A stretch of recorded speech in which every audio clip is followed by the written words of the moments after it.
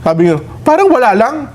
Oh, yun ang yun ata ang nagbunsod kung bakit napatindig si Senadora Pia Cayetano, hindi po para magpasalamat sa pagiging chairperson ng Blue Ribbon, kundi para sagutin yung naging pahayag na yon ni Senadora Risa Hontiveros. Di ba? Gusto mo ba marinig? Sige nga, yung maramdaming pakinggan natin. pahayag. Oo. Ito po, iparinig namin sa inyo ang maramdaming pahayag ni Senadora Pia Cayetano. Yan. Nangampanya pa. Senadora Pia, panoorin natin.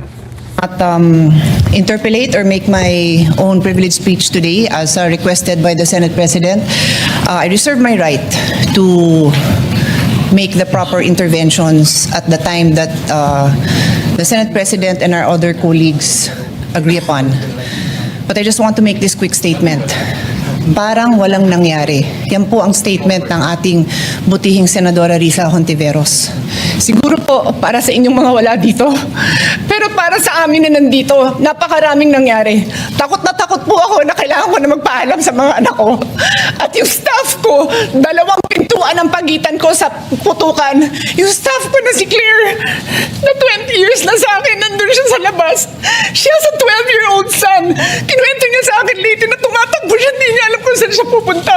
Kaya para sabihin niyo na walang nangyari. Napakasakit para sa aming lahat na nandito. And as I said, 2 pintuan ang nagpo-protect sa akin sa putukan.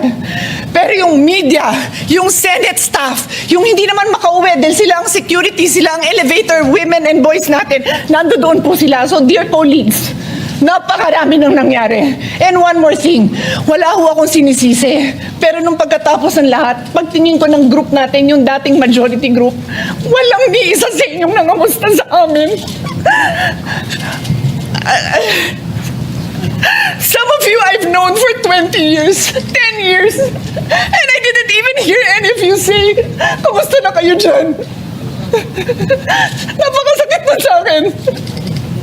Sobrang sakit. So yun lang ang masasabi ko. Yes, I am very ready to share my story, to ask questions.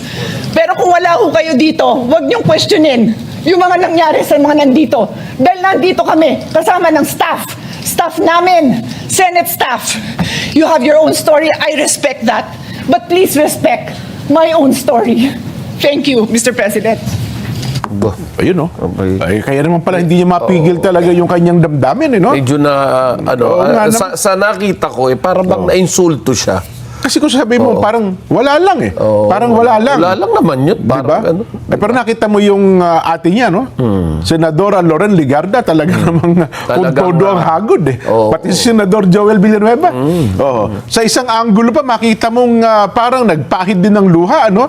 Si Senadora Loren Legarda, mukhang natangay sa pagiging maramdamin. O, kita mo yun, oh.